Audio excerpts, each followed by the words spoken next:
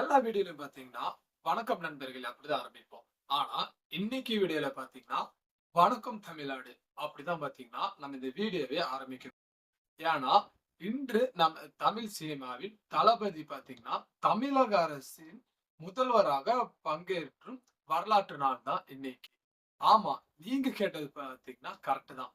இன்னைக்கு நம்ம விஜய் பாத்தீங்கன்னா அவர் முதல்வரா பதவிங்கிற ஏத்திருக்காரு. கரெக்டா காலையில 10 மணிக்கு சென்னை நேரு ஸ்டேடியத்துல ஆளுநர் முன்னிலையில பாத்தீங்கன்னா திரு விஜய் அவர்கள் முதலமைச்சராக சத்திய பிரமாணம் பாத்தீங்கன்னா ஏற்றுக்கொண்டார். அதுக்கப்புறம் 1967க்கு பிறகு திமுக அதிமுக அல்லாத ஒரு வேட்பாளர் பாத்தீங்கன்னா தமிழகத்தின் முதலமைச்சரான முதல் முறையா பாத்தீங்கன்னா இன்னைக்குதான் அது நடந்திருக்கு. இன்னைக்கு பாத்தீங்கன்னா டேட்டுங்கிறது மே 10.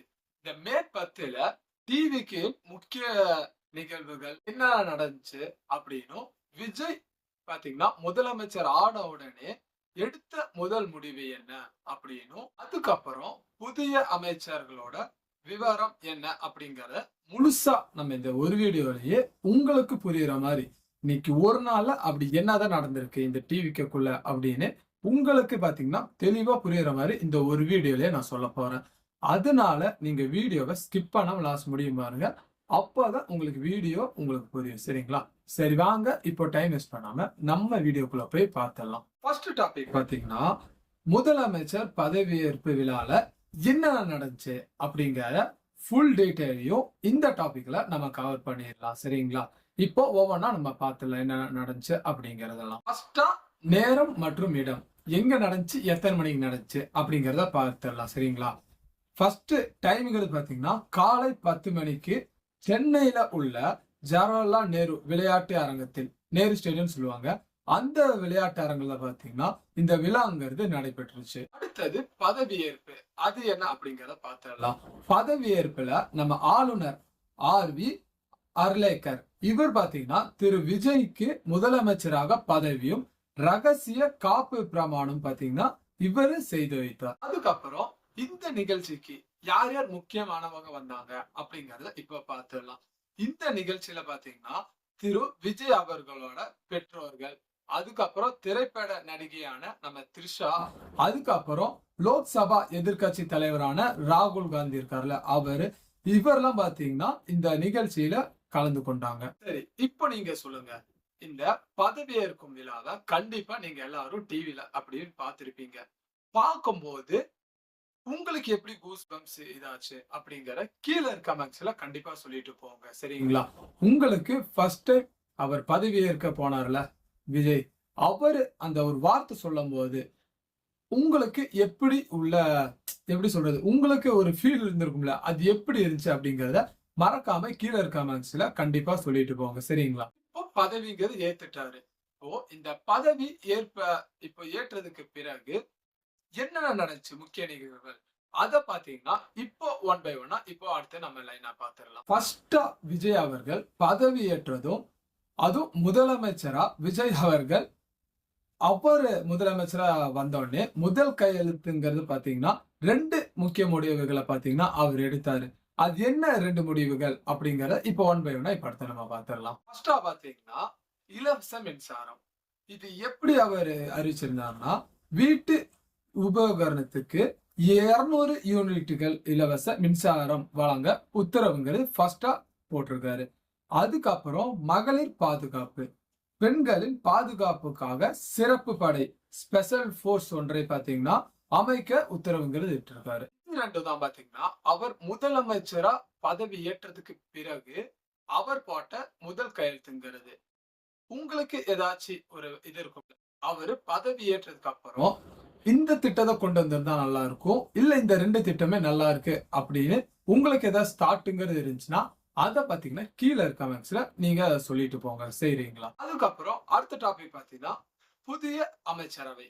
இப்போ திரு விஜய் அவர்கள் அவரோட சேர்த்தி 9 அமைச்சர்கள் பாத்தீங்கன்னா பதவிங்கிறது ஏத்திருக்காங்க. யார் யார் அவர்கள முக்கியமானவர்கள் அப்படிங்கறத இந்த ஒவ்வொன்னா நம்ம இப்ப பாத்துடலாம். இப்போ 9 அமைச்சர்கள் பதவி ஏத்தாங்களே, இதுல முக்கியமானவங்க யார் யாரோ அது பாத்தீங்கன்னா இப்போ ஒன் பை ஒன்னா நம்ம அடுத்து பார்த்துடலாம். ஃபர்ஸ்டா நம்மளுக்கு தெரிஞ்ச மாதிரிதான் நம்ம ஆதவ் அர்ஜுனா. இவர் யாருன்னா டிவிகேயோட பொது செயலாளர். அடுத்தது பாத்தீங்கன்னா KS செங்கோட்டையன். இவர் யாருன்னா மூத்த திராவிட அரசியல்வாதி. அதுக்கப்புறம் N ஆனந்த். இவரும் அதுக்கப்புறம் பாத்தீங்கன்னா நிர்மல்குமார். இவங்க யாருன்னா விஜயின் நெருங்கிய குழுவினர் இவங்க 2 பேரும். அதுக்கப்புறம் பாத்தீங்கன்னா S கீர்த்தனா. இவங்க யாருன்னா இந்த அமைச்சரவையிலே பாத்தீங்கன்னா இடம்பெற்றுள்ள ஒரே ஒரு பெண்மணி பாத்தீங்கன்னா இந்த கீர்த்தனா அவர்கள் தான். இப்போ இந்த 9 அமைச்சர்கள் பதவி ஏற்றிருக்காங்களே, இந்த 9 அமைச்சர்கள்ல முக்கியமானவங்க நான் சொல்லியிருக்கேன். நான் சொல்ல வேண்டியது இப்ப லைனா ஒவ்வொன்றா நான் சொல்லியிருக்கேன். உங்களுக்கு இவங்களை தவிர வேற யாராச்சும் முக்கியமானவங்க அப்படின்னு இருந்துச்சுன்னா அதை பாத்தீங்கன்னா உங்களோட தாட் என்னவோ அதை பாத்தீங்கன்னா கீழே இருக்க கமெண்ட்ஸ்ல கண்டிப்பா சொல்லிட்டு போவாங்க. சரிங்களா?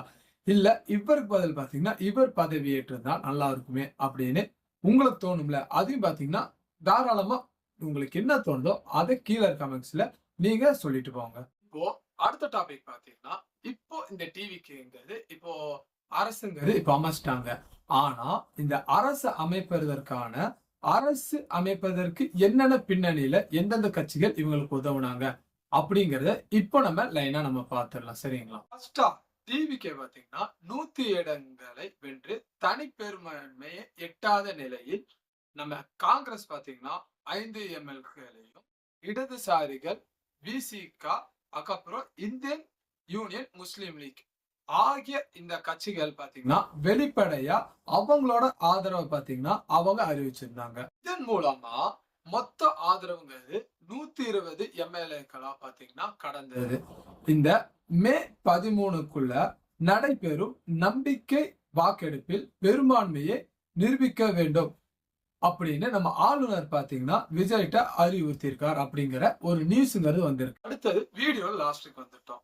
இப்ப பாத்தீங்கன்னா இந்த நிகழ்வுங்கிறது 1967 பிறகு திமுகவும் அதுக்கப்புறம் அதிமுகவும் ஆகிய 2 திராவிட பெரும் கட்சிகள் ஆட்சியை முறியடித்து முதன் முறையாக டிவிகே ஆட்சியில் அமர்வதால் தமிழக அரசியல் வரலாற்றில் ஒரு திருப்பு முனையா பாத்தீங்கன்னா இத இப்போதைக்கு எல்லாம் பார்த்துட்டு இருக்காங்க.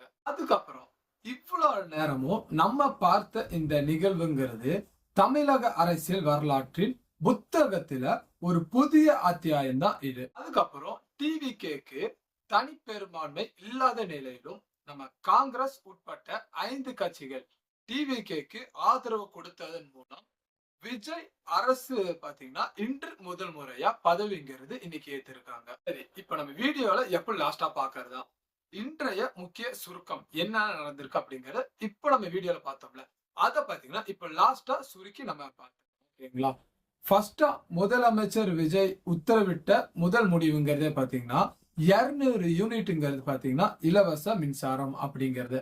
செகண்ட், பெண்களுக்காக சிறப்பு பாதுகாப்பு படை அமைக்க உத்தரவுங்கிறதும் போட்டிருக்காரு.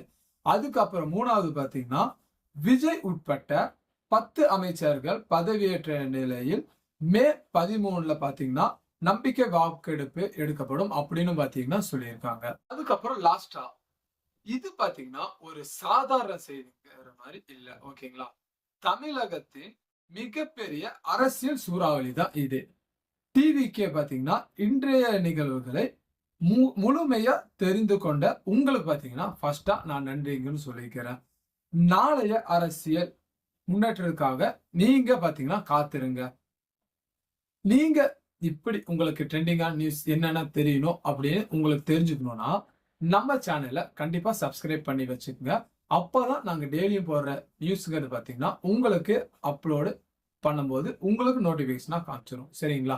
அதுக்கப்புறம் இந்த வீடியோ உங்களுக்கு பிடிச்சிருச்சுன்னா ஒரு லைக்ங்கிறது கொடுத்துருங்க. அதுக்கப்புறம் லாஸ்டா இந்த வீடியோ பத்தின உங்களோட கருத்து அப்படி ஏதாவது இருந்துச்சுன்னா அதையும் கீழே இருக்க கமெண்ட்ஸ்ல தாராளமா சொல்லிட்டு போங்க. ஓகேங்களா? சரி, உங்களை பாத்தீங்கன்னா இன்னொரு சூப்பரான வீடியோல நான் சந்திக்கிறேன். தேங்க்யூ.